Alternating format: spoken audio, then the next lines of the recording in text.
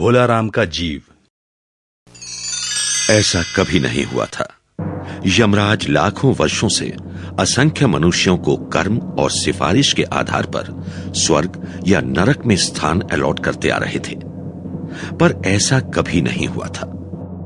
सामने चित्रगुप्त बैठे थे, बार बार चश्मा पोंछ, अंगुली में थूक लगा, पन्ने पलट रजिस्टर देख रहे थे। गलती पकड़ में ही नहीं आ रही थी। आखिर खींचकर रजिस्टर इतने जोर से बंद किया कि एक मक्खी चपेट में आ गई। उसे निकालते हुए बोले, महाराज, कुछ समझ में नहीं आता। 5 दिन पहले भोलाराम के जीव ने देह त्याग की, पर जीव अभी तक यहां नहीं आया। और वह दूत कहां है? वो भी लापता है। विचित्र रहस्य है। इसी समय द्वार खुला और एक यमदूत बदहवास सा कमरे में घुसा। उसका कुरूप और डरावना चेहरा परिश्रम, परेशानी और भय के कारण और भी विकृत हो गया था। उसे देखते ही चित्रगुप्त चिल्ला उठे, अरे तू इतने दिन कहां रहा? भोलाराम का जीव कहां है? महाराज, मैं स्वयं नहीं जानता कहां है। मैं कैसे बतलाऊं क्या हो गया। ज्यों ही जीव ने देह छोड़ी, मैं उसे पकड़कर इस लोक को चला। नगर के बाहर पहुंचकर ज्यों ही मैं उसे चंगुल में दबाए एक तीव्र वायु तरंग पर आरूढ़ हुआ कि वह एकदम खिसक गया। एक क्षण में ना जाने कहां गायब हो गया। मैंने इन 5 दिनों में सारा ब्रह्मांड छान डाला, पर कहीं उसका पता न चला। मूर्ख, जीवों को लाते लाते बूढ़ा हो गया है और एक मामूली जीव से धोखा खा गया।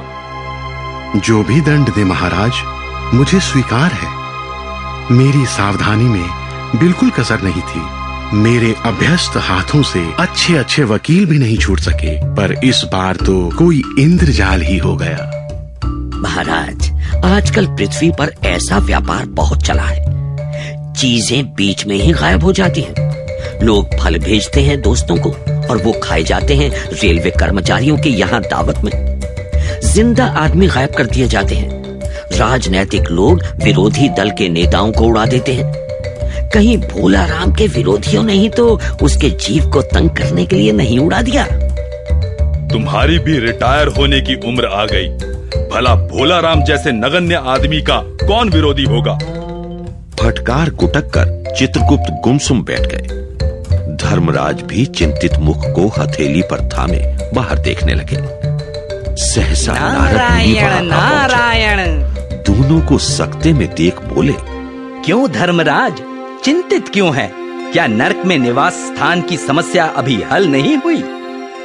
नहीं मुनिवर, वह समस्या तो कभी की हल हो गई। इधर बड़े गुणी कारीगर और इंजीनियर नरक में आने लगे हैं। इमारतों के कई ठेकेदार हैं जिन्होंने पूरे पैसे लेकर इमारतों में रद्दी सामान लगाया। इंजीनियर हैं जिन्होंने ठेकेदारों से मिलकर पंचवर्षीय योजनाओं का पैसा खाया।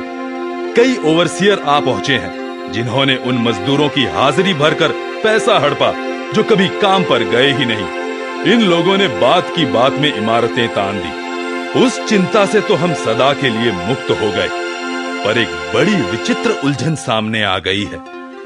भोलाराम नाम के एक आदमी की 5 दिन पहले मृत्यु हुई। उसके जीव को यह दूत यहां ला रहा था कि वह रास्ते में ही चकमा देकर भाग गया। इसने सारा ब्रह्मांड छान डाला, पर वह कहीं नहीं मिला। अगर मेरी व्यवस्था में ऐसे विघ्न आने लगे तो संसार में पाप का भय किसी को न रहेगा। सो तो मैं अभी भी कुछ विशेष नहीं देखता। खैर, वह दूसरी बात है।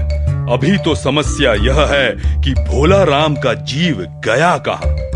उस पर इनकम टैक्स तो बकाया नहीं था, शायद उन लोगों ने रोक लिया हो। मुनिवर, इनकम होती तो टैक्स होता। भोलाराम तो एक भूखमरा था।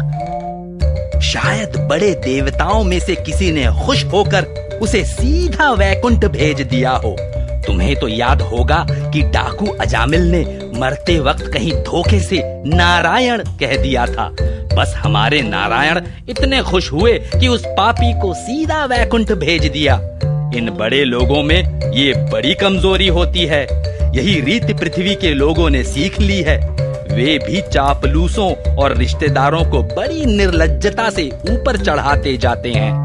मंत्रियों का रिश्तेदार या पिछलग्गू ऊंचे से ऊंचे पद पर प्रतिष्ठित कर दिया जाता है और योग्य आदमी मुंह देखते रहते हैं। मैं स्वयं वैकुंठ में भोलाराम के जीव की खोज कर आया हूँ। तो फिर मैं ही एक बार भूलोक का भ्रमण कर आऊं, वहां पूछताछ से कुछ पता लग सकता है। अच्छा, मुझे इस आदमी का पता ठिकाना तो बताओ। उसका नाम भोलाराम था। जबलपुर शहर के धर्मापुर मोहल्ले में नाले के किनारे एक 1.5 कमरे के टूटे मकान में वो सब परिवार रहता था। परिवार में एक स्त्री, 2 लड़के तथा 1 लड़की। मृत्यु के समय अवस्था 65 वर्ष 2 माह 3 दिन। सरकारी नौकरी पर था। रिटायर हुए लगभग 5 साल हो गए थे। माँ बेटी के सम्मिलित रुदन से नारद भोलाराम का मकान पहचान गए। नारायण नारायण। आगे जाओ महाराज। मुझे भिक्षा नहीं चाहिए बेटी, मुझे भोलाराम के बारे में कुछ पूछताछ करनी है। जरा अपनी माँ को बाहर भेजो। माता, भोलाराम को क्या बीमारी थी? क्या बीमारी बताऊं महाराज, गरीबी की बीमारी थी। 5 साल हो गए पेंशन पर बैठे, पर पेंशन के नाम पर एक फूटी कौड़ी भी नहीं मिली। हर 10-15 दिन में एक दरख्वास्त देते थे, पर अक्सर तो जवाब आता ही नहीं था, और आता तो यही कि विचार हो रहा है। मेरे तन की एक एक कील बेच खाई। अब बर्तनों की बारी आ गई थी। घुलते घुलते, भूखे मरते मरते उन्होंने प्राण दे दिए। क्या करोगी माता, इतनी ही उम्र थी? ऐसा तो मत कहो साधु महाराज, उम्र तो बहुत थी। पेंशन मिलती तो वे अभी कई साल और जीते। दुख कथा सुनने की नारद को फुर्सत नहीं थी। उन्हें तो उसके जीव का पता लगाना था। पूछा, क्यों माता, क्या भोलाराम का किसी से विशेष प्रेम लगाव था? प्रेम लगाव तो बाल बच्चों से ही होता है महाराज। नहीं, परिवार के बाहर किसी से ऐसा लगाव हो कि उसी में जी हमेशा लगा रहे। मेरा मतलब है कोई स्त्री के प्रति। स्त्री ने गुर्राकर नारद की ओर देखा। नारद कांप गए। सती के क्रोध के प्रभाव को जानते थे।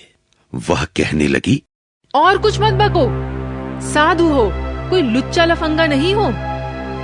देवता थे वे, कभी किसी दूसरी औरत की तरफ आंख नहीं उठाई।